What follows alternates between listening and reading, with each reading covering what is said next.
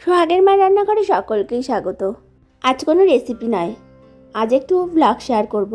জানেন, অনেক দিন ধরেই এত গরম পড়েছে যে গরমে একেবারে জীবন যেন ওষ্ঠাগত। আজ বৃষ্টি হয় তো কাল বৃষ্টি হয়, এই বলে তো সবাই ঘোষণা করেই যাচ্ছে, কিন্তু বৃষ্টির দেখা মেলা ভার। আজ শনিবার জগন্নাথ দেবের পুণ্য স্নান যাত্রা। ওই দেখুন বৃষ্টিবাবু অমনি দরজায় কড়া নাড়ল। আর এই দেখুন, এই কমলালেবু গাছটায় কটি কমলালেবু ধরেছে। কমলালেবু গাছটা বহু পুরনো, প্রায় তার বয়স 10 বছর। অনেক ফুল ধরে, কিন্তু ফল ধরে ওই দুটো চারটে।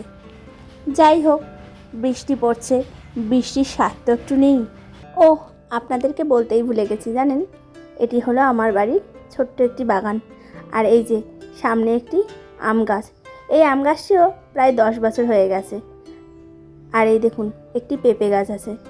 এর আগের বার জানেন অনেকগুলো পেঁপে ধরেছিল, কিন্তু এইবার এত গরম পড়েছে যে ওই দুটো চারটে পেঁপে ধরছে। আর এই দেখুন পেঁপে গাছের পাশ দিয়ে একটি জামরুল গাছ লাগিয়েছিলাম। জামরুল গাছটা টবে, আর তার পাশ দিয়েই একটি তরমুজ গাছ উঠেছে। তরমুজ খেয়ে বীজ ফেলেছিলাম, আর অমনিই দেখুন একটি গাছ উঠেছে। জানেন, এর আগের বারেও না একটি ভালো তরমুজ গাছ হয়েছিল, দুটি তরমুজও ধরেছিল, বেশ ভালো হয় খেতে। বৃষ্টিটা অনেক সময় ধরে হচ্ছে, চলুন একটু ঘরের দিকে যাই। কিছুদিন আগে সোহাগের জন্মদিন হয়েছিল। জন্মদিনে উপহার স্বরূপ কী লাগবে তাকে জিজ্ঞেস করাতে সে বলেছিল আমার একটি পড়ার বোর্ড চাই।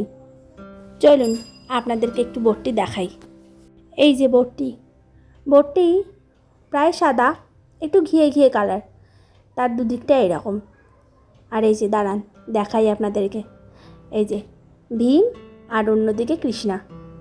কেমন হয়েছে বোর্ডটি অবশ্যই আমাকে কমেন্ট করে জানাবেন। আর এই দিকে দেখুন একটি রাবার রাখার জায়গা, আর ওই দিকে একটু পেন্সিল রাখার জায়গা। বাচ্চা মানুষ তো, তাই তার পছন্দেই একটু নিয়ে এসেছিলাম।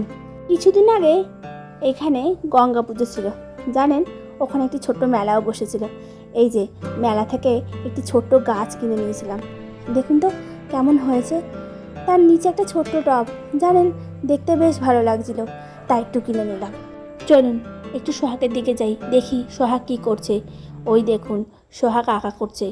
আজকে বেলা 4টের সময় আঁকার স্যারের কাছে যাওয়ার কথা বলে, অথচ দেখুন সারাটি সপ্তাহ জুড়ে তার আঁকার কোনো নামই থাকে না।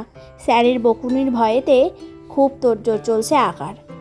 প্রায় 6 থেকে 7 মাস ধরে সোহাগ আঁকা শিখছে। এই দেখুন সোহাগের কিছু আঁকা। ভিডিওটা ভালো লাগলে একটি করে লাইক করবেন, আর চ্যানেলটিকে সাবস্ক্রাইব করবেন।